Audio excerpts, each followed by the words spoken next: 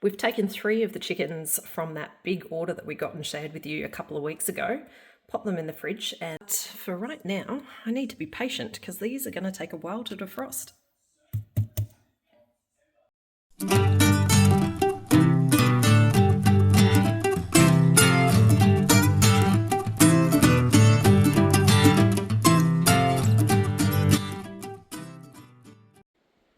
G'day there, it's Rachel here from Bush Edge Homesteading Australia, and today we're going to be working with 3 of the chickens that we got from that farm at a fridge order that I shared with you a couple of weeks ago. We've pulled 3 out of the freezer a couple of days ago actually. That was pulled out on, I think it was Friday, and they've been defrosting in the fridge for the last couple of days. It's Sunday now, so they're finally soft enough to work with. Today what we're going to do is break those down, and when I say we're going to break those down, it's not actually we that's going to do that. Hubby's here with me today, and he's the one in the family that does most of the breaking down of meat, so that's over to you, isn't it? Yep. And what he's going to do is break it down into a few things that we can use both today and throughout the week. So the idea is to get all the kind of carcasses out. He's going to be chucking those in this pot so that I can do some chicken stock. And that's the other thing I'm going to share with you guys today, is making up that chicken stock. The other thing he's going to do is take off the wings and also the Marylands as well. And those probably used during the week for kind of roasting up into, like maybe a marmalade chicken or something like that, and do some chicken wings. And the breasts, the plan for that is later today, he's going to turn those into chicken schnitzels. But I think we'll do a separate video on that, because the way he does chicken schnitties is absolutely delicious. And I think that warrants kind of a bit of a share of its own, so you can kind of follow along in a bit more detail and perhaps give that a go too. All right, I'm going to hand over to the professional though. And do you want to start breaking down the chooks? All right. First off, what I do is I unwrap it. I always rinse it when I take them out of the plastic, just to get, whatever's on the bag out. So I'll take it to the sink. Get rid of some of those chicken juices. I think because that was frozen, it does look like there was a bit of juice that came out. That was why we actually had it in a container in the fridge. So I'll actually show you that. That one there, it's always a good idea when you're defrosting stuff, I find, just to put your meat in something like that. And you can see in the bottom a bit of juice leaked out. Definitely better to be contained in there than in the fridge. I just use whatever sharp knife I've got handy at the moment. There's no specialty, I don't think. And there's a lot of different ways people do their chickens. I've had my uncle laugh at me, who's a butcher, because he does it for time and speed, I suppose. I just do it the way I've always done. No one showed me, I've just worked it out myself. Any of the excess stuff I've been told to put in the stock pot. So I'm just taking the flappy chicken neck bit that's going in the stock pot. Now, there's a couple of ways I've done this for the way we eat it. Like if I was doing this like a Portuguese style, I just split right down the middle and then crack it open, push it down and flatten it. That way I don't care if the bones are in it, whatnot, because picking at the bones with that's fine. I actually reckon we do another video on that one day, because I reckon the way you split the chickens to do the flat chook, particularly like on the barbie and stuff, is pretty cool as well. Yeah.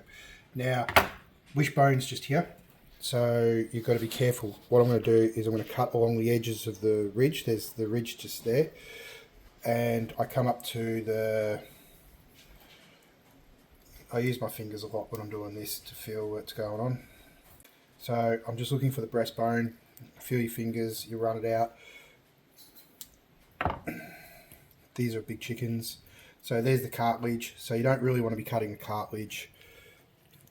Just run it down, and then you find the wishbone. And quite often I just try and pull it out, cut around it.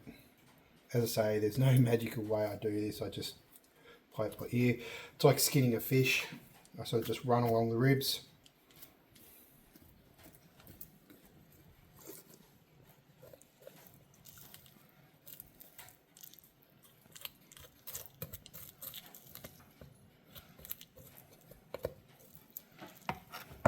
You see the anatomy of the chicken, so there's the bone, it goes down to the chicken wings down there. there's the wishbone. I might try and clear that, so I just do this side. And we've got a visitor. Smells the chicken.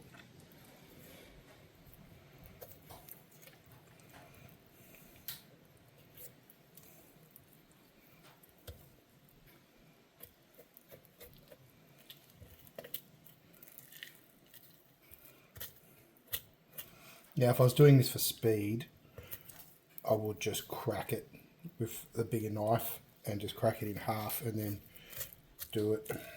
But then you get the bone chips and stuff, and this way I try and save as much of the meat as I can by doing it this way.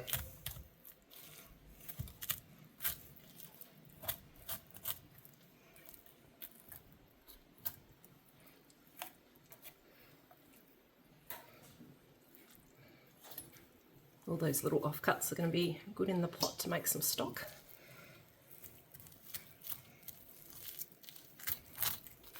Still semi-frozen. Just goes to show how solid they were. Yeah, deep freezer. So they were actually frozen when they came to us, which is why we didn't do anything like this when we got them and just kind of pop them straight into the freezer that day.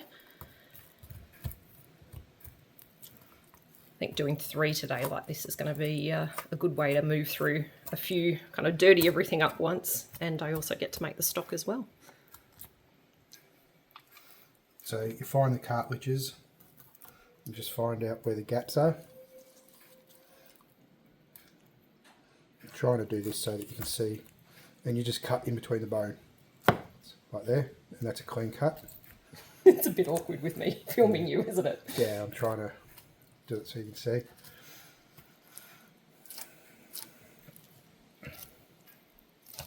Now, nothing like trying to do an activity when someone's sticking a camera in your face. Yeah, if we're doing it Portuguese style, sometimes I just leave it all and I try and trim underneath. But because we're going to break them down a bit further, I don't care about like where the backbone of the chicken is. I don't care if I just cut along. Just don't forget that you've got the big oysters at the back here that you don't want to miss. So I just find where that joint is. You can see where the tendon is. It's just there, straight through. Cut along the meat. Use your fingers a bit. Come up. A bit of a leave there. And you've got bone that comes up towards the backside. This is where I am still using my fingers quite a bit to pull the meat away from the thing. That's the oyster area.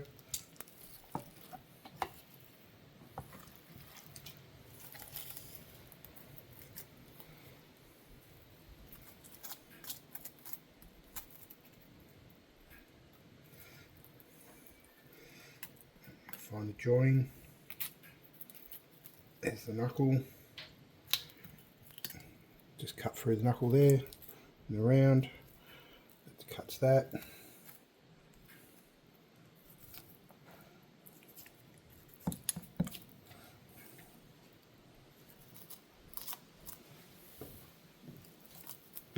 That's that half.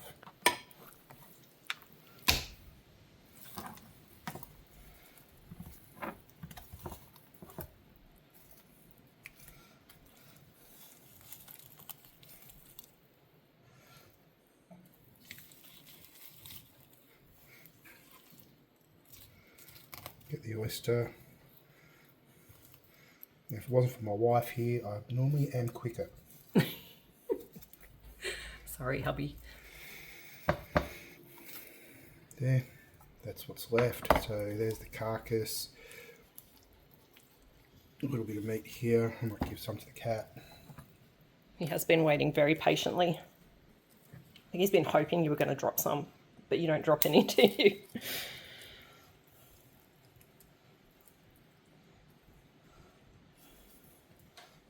That's for the cat. The rest of that, though, even though, well, to be honest, there's not much meat left on that at all. Anything that is left is going to go into making a beautiful stock for us to can up a little bit later. So nothing will be wasted. Now, to break these down even further, Rachel's been told me that I'm to do the Marylands. So basically all I'm going to do is, you've got the skin. Now when I do the chicken breasts, I don't have the skin on the chicken breast, so I can just chuck the chicken skin straight into the stock pot. So you just use your finger to peel it off. Come up here, feel where the bone is for there. The chicken wing, just cut around it. Leave a nice amount on the meat on the chicken wing because the breasts are pretty big.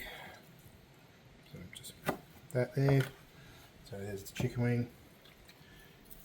Do that for the breast. You can see that you don't even really need to cut. You see the perfect breast skin. That's there. There's the chicken breast. Realistically too, for our family, that's chicken. That's a schnitzel there, because once I flatten it, the other thing, and sometimes I cut that into two, because when I flatten them, I bash them and flatten them, that will end up being a chicken breast. So that will end up probably being 3 schnitzels there. So they're done. For Maryland, just take off the excess skin, and that's done. They are really good sized legs and breasts, aren't they? Yep. Beautiful. Chicken wing, some people like to cut that off. We like the crunchiness, I do anyway. Yeah. When we cook them up, so you can just cut that off at the knuckle, and you'll feel the knuckle. Trim it off there. Leave a bit of meat there for the bone, for the drummet. It's done. Same again.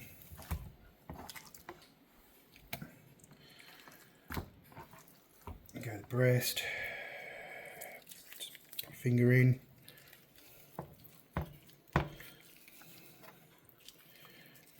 Peel it off.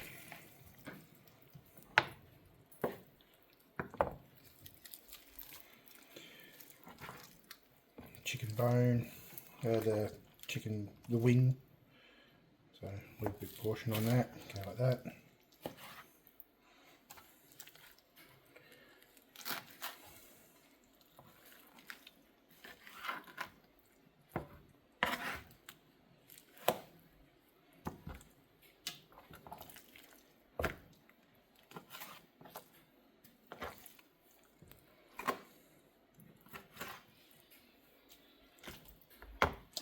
There like that. There.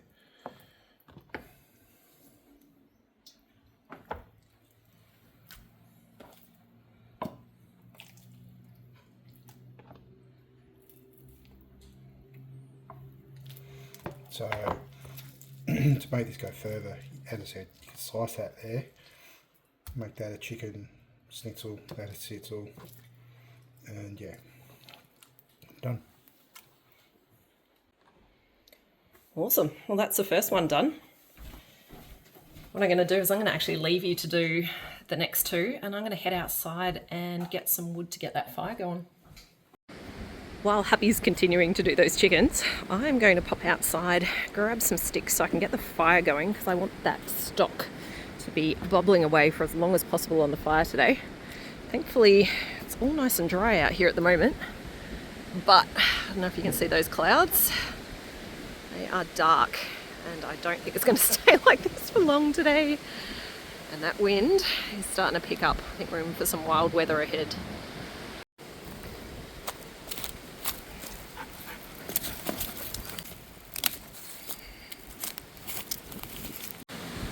Doesn't take long to get a bit of a pile of wood together when it's windy.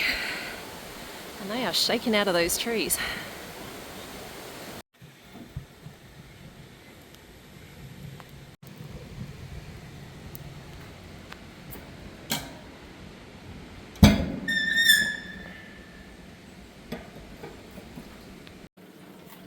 How's it all going? Good. This one's a little bit more frozen than the others, so it's a bit harder to pull apart. As you can see, it's still very much frozen. When a few years back, you know, like when you were just like any other normal consumer, you go to the shops and you buy your food and that.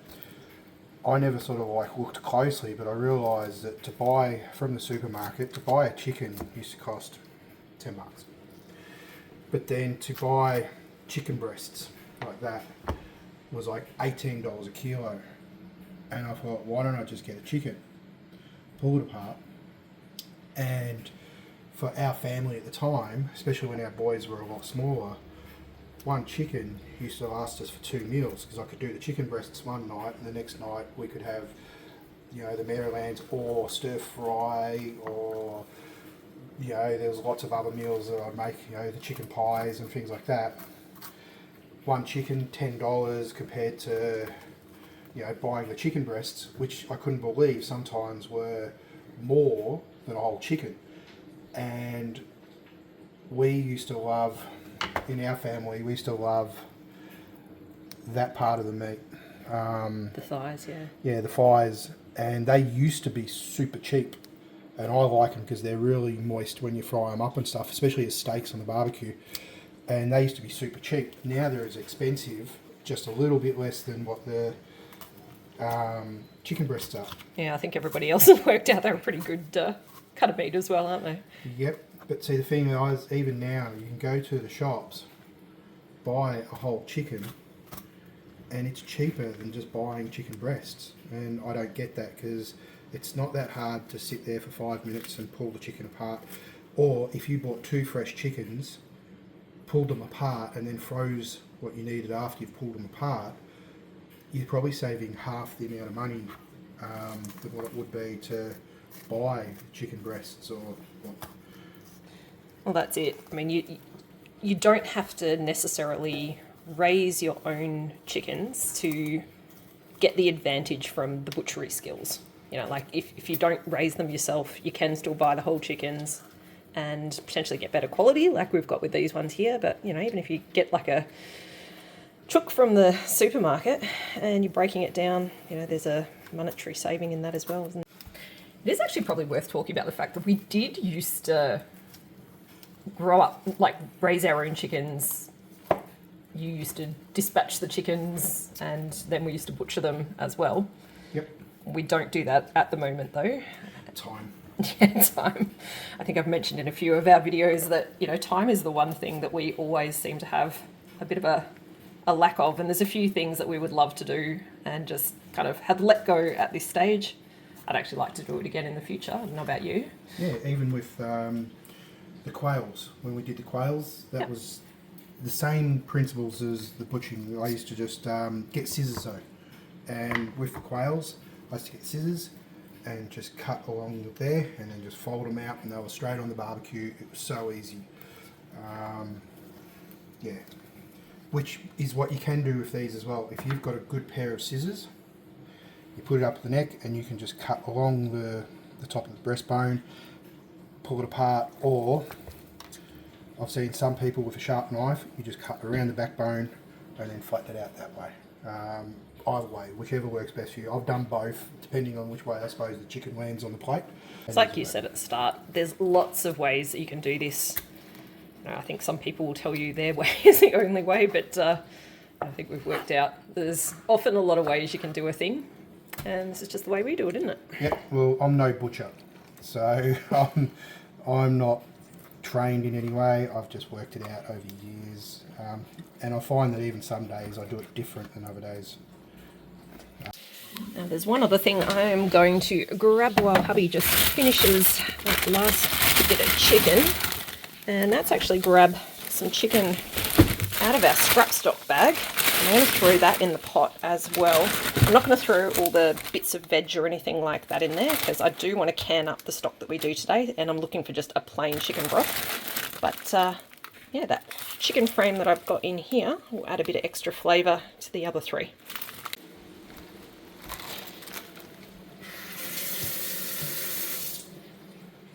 Wowzers, that ended up being an awful lot of chicken off those three. And that was actually the 3 smallest chickens we got with that lot as well, wasn't it? Yep. I think they averaged around about 2.5 each. Oh, okay. 2.7 and a 2.3 and something like that. Okay, so bigger than I thought it was. But yeah, they were the 3 smallest that we got with the order. And that has given us a huge amount of wings and the Marylands. I'm going to pack those up and that'll go into the fridge. We'll use those over Monday and Tuesday for dinners. that is the breasts, and that is for tonight. That is going to be way more than we need for tonight though, so even those will probably last a couple of lunches as well as dinner. And this big pot is full, and that's ready for me to now pop onto the fire. I'm going to brown those up a little bit, and we're going to turn that into some canned chicken stock.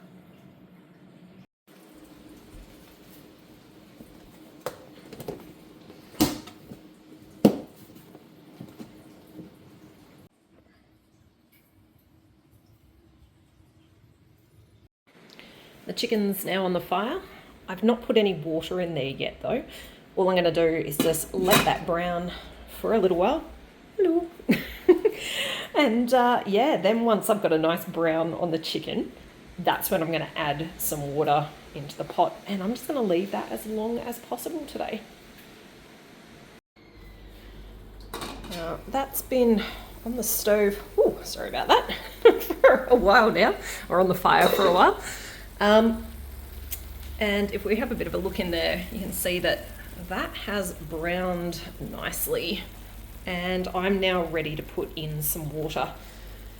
Now the reason that we brown that is it really does intensify the flavour. You don't have to brown it, but for us, I definitely prefer doing it like that. If you've got a roasting pan or something like that, you can also roast it in the oven first, and that also gives a really good flavour. And yeah, so now all we're going to do is add in the water. I've got 1.5 litres here. I do want to put in at least 4 litres, and that's because I want to do 4 quarts of stock today when I can this up, and that's why I'm measuring that out. That's 4 litres I've put in there now, but I am going to add a little bit more, and that's because I do want this to bubble away throughout today, and that means it will lose some just to evaporation. The other thing is I want to make sure that that chicken is completely covered, and you can see now it's totally submerged, but it wasn't before when we only had the 4 litres in the pot. So yeah, hopefully that will give us enough for 4 quarts of canning later, but right now all I want to do is cover that back up and just leave it for as many hours as I possibly can today. I think we'll be doing the canning outside today. The wind out here is pretty full on. I don't think the biogas burner is going to hold up to that too well. I've just given this a little bit of a stir, and I have been doing that every so often just to kind of move things around and extract as much flavour as possible. And I've been crushing, well, not crushing the bones, but you know, breaking down the carcasses a little bit as I do that as well. I just find that gets a little bit more flavour out of them. I have also added a little bit of salt to this now, and also a little bit of apple cider vinegar. The apple cider vinegar does seem to also just extract a little bit more of the flavour, particularly out of the bones when you're doing like a bone broth type stock. And obviously this is mainly bones and only a little bit of flesh that was still left on those. Yeah, but I'm going to keep that going. It's been going for about 3 hours now. And yeah, I'll probably start thinking about canning that up in the next hour or so, just so that I'm out of the kitchen before hubby wants to do those chicken schnitzels. Because I'm starting to think about canning now, I've pulled out my Presto pressure canner, and what I've done is I've popped that on the fire, and I've already put 2 quarts of water in. This one here is going to be a 1/3 quart, so 3 quarts or around 3 litres. And I'm going to start that warming up. I'm not actually going to do the canning on this fire. It doesn't hold enough heat, especially you can kind of see that the canner doesn't sit on it properly, so I'm not going to get the pressure that I need. I will have to put it on the stove top, but what I can do is just get it preheating on here and get that water preheating as well, because I want to do a hot pack method for this stock, which means hot stock into hot jars, and that needs to go into a hot canner. So this is really just about getting things starting to heat up. That stock is now ready, and it's time to can it up. I just wanted to show you the canner. You can see that there's still like no pressure, no venting or anything like that. As I said, it doesn't get hot enough when it's sitting on the fire. So we are going to do the canning on the oven for that reason. What I need to do now though is get this strained out. So I have got the strainer set up over the sink. I'll show you what that looks like. So essentially what I've got is kind of one of these over sink strainers. First of all, what I'm going to do is just strain it through this one here just to get the bigger bits out, and I'm just going to catch the stock in the bottom. That'll still have a lot of fines in it though, so what I'm going to do is give it another bit of a strain through some cheesecloth though before it goes in the jars. I have got some jars out now, and what I've done is just put some hot water from the tap straight into these. It's not like boiling water or anything. What I'm trying to do is just make sure I don't have cold jars so that when I put my hot stock in here, I don't get any issues with glass breaking and thermal shock. So that water will get poured out, of course, before I put the stock in. And yeah, that's just a little trick that I do. So let's get that stock strained.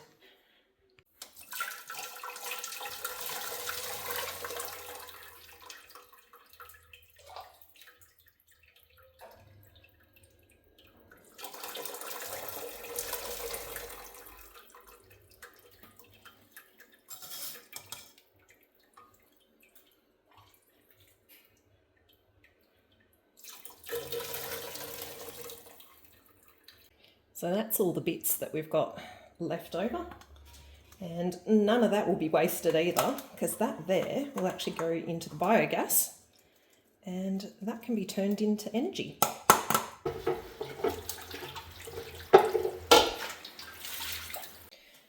So what I've done is I've just cleaned out the pot, and I've now got a little bit of cheesecloth. This one here is actually part of an old baby blanket, and it's been used so many times, and I've cut it for different uses. But I think I do need to go and buy a new one, but it'll do the job for today. And essentially all we want to do now is just take that broth, and I just want to run it through the cloth, and that just gets any last kind of particles, especially the teeny tiny little bits of bone that might be there, because I did kind of crush, well, not crush, but break down that bone a little bit as it was cooking over that length of time.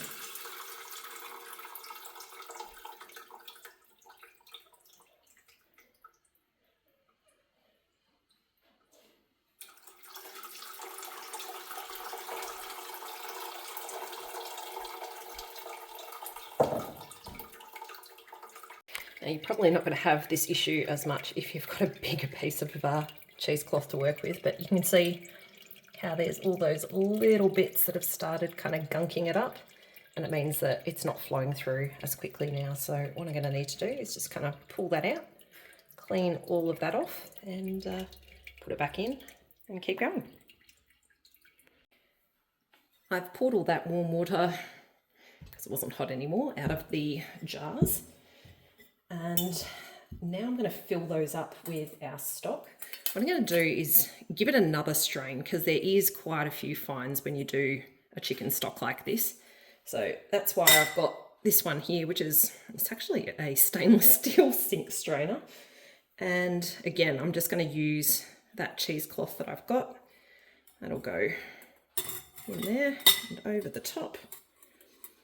See, this fits a little bit better. And I've got my stock over here, and I'm just going to put that into those jars. And again, I'm just going to use my little Pyrex to do that.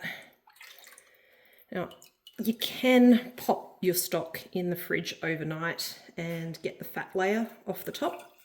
In fact, that is kind of recommended when you do canning recipes.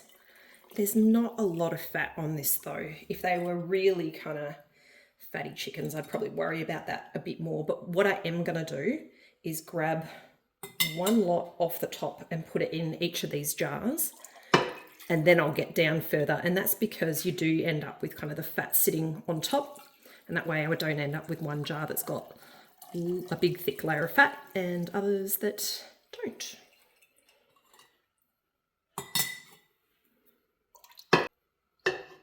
All right, I'm going to fill these 4 the rest of the way up, because I'm not sure if I'm actually going to need that last jar, but I just want it to be ready, because I am notorious for not having enough jars when I go to do a canning recipe, so I did want to be ready today.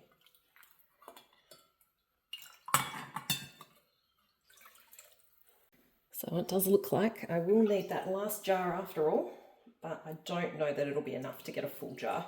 So this one here might just go straight in the fridge.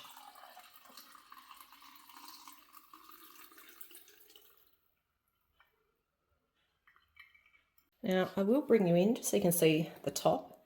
And as you can see, there was still some little bits in there, even though we did do the other filter. So it is a good idea just to kind of do that kind of third filter. You know, we did it first of all with just the sieve, just to get the big stuff out, and twice with the fine. Now that I've adjusted the headspace on those, because it is an inch headspace on your stocks, I have actually managed to fill all 5 of those jars. So thank goodness I did have that extra one ready to go. Actually, this one here, I do still have a little bit too much on. So I am going to take a little bit out of this one here as well. And then we're going to wipe the rims of the jars. Yeah, see that? That's better. That's what we're looking for. So basically the headspace is the height of your liquid to the top of the jar. And that's now 1 inch. Now I am going to use a little bit of vinegar to clean the rims of these jars today. And that's because it is a fattier product that I have, well, that I am preserving up today, and the fat on the rims can actually affect the seal. So if you use a little bit of vinegar, that does cut the fat, helps give you a good seal.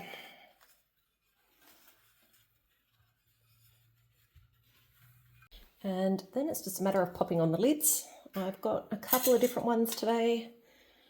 Some of the 4 jars ones, some of the ball ones. It's basically just using the different ones that I have on hand. And they go on. And then our rings go on. And remember, when you're popping those rings on, we just want them finger tight.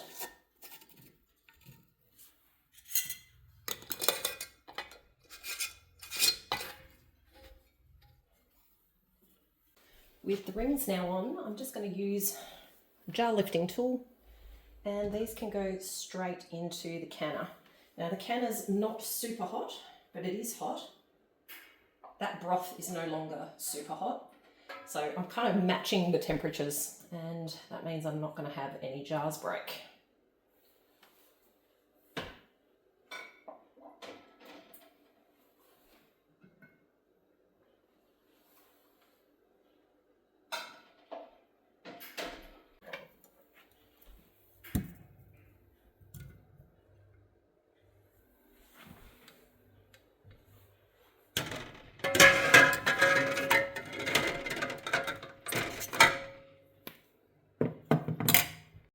Next, the lid goes on. Whoop.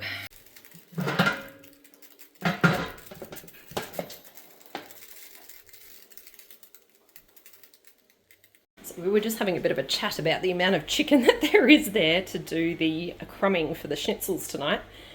And it's really too much, even for dinner and some lunches during the week. So what I've done is taken some out and started a bit of a curry base over here.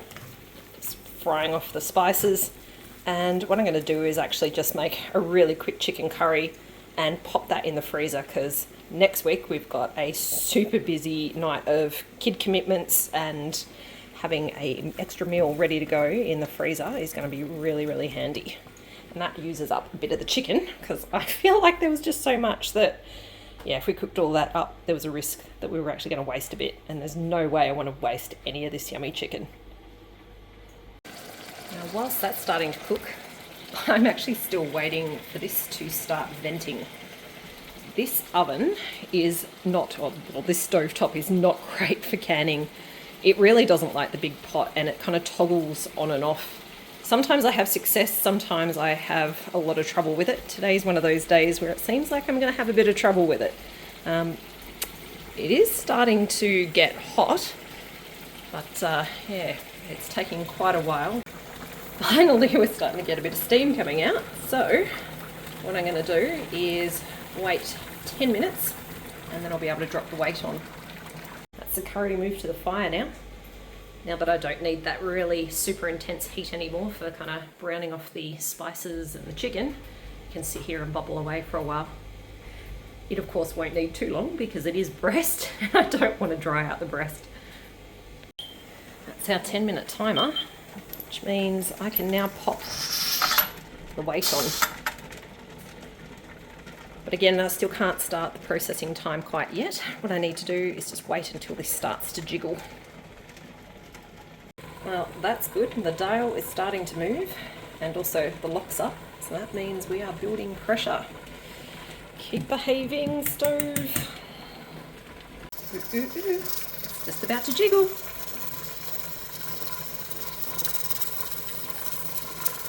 Alrighty, I'll officially call that the hula dance, which means time to put on the timer.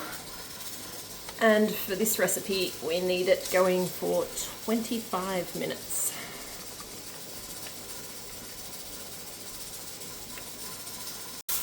That's the timer. So we'll turn that off and we'll turn the oven off. The other thing I need to do is just move this off the burner. Just move that to the side. At this stage, the weighted gauge stays on and we just need to wait. And I'm waiting usually for quite a while because I need all the pressure to be gone out of the pressure canner. And usually I know that because this little locky doohickey will go down, and at that stage I can kind of take this off and then we'll have to wait again. So yeah, let's wait.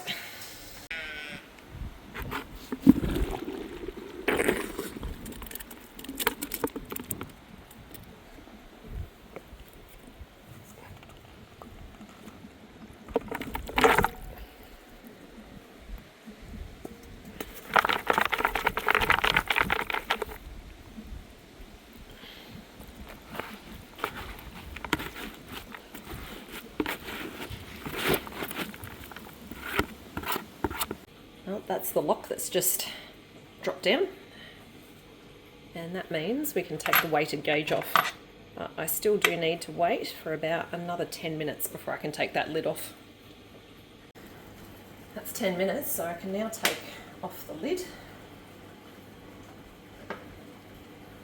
And I am going to face that away from me because that will still have a bit of hot steam.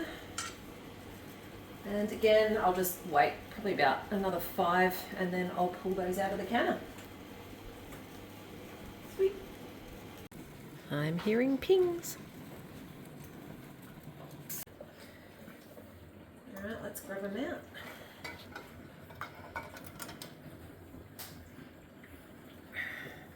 One thing I don't like about doing it in here is that range hood is just way too low.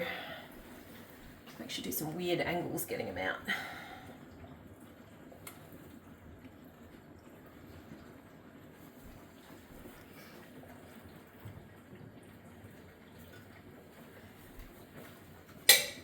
Ooh, that's another ping.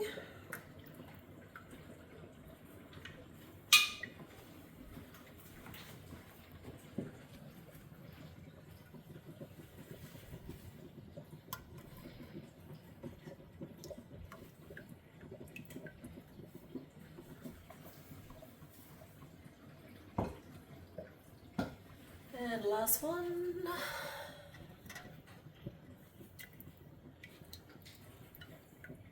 There we go. There's 5 finished quarts of our chicken stock. I'm just going to leave those on the bench now for the next 24 hours. I don't want to disturb the lids or take off rings or anything like that.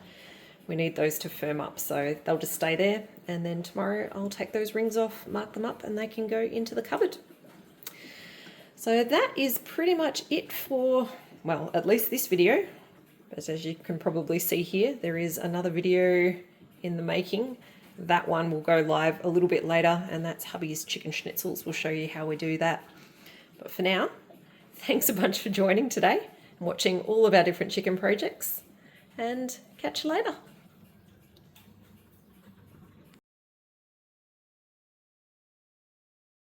That's going to make for a good dinner in the freezer.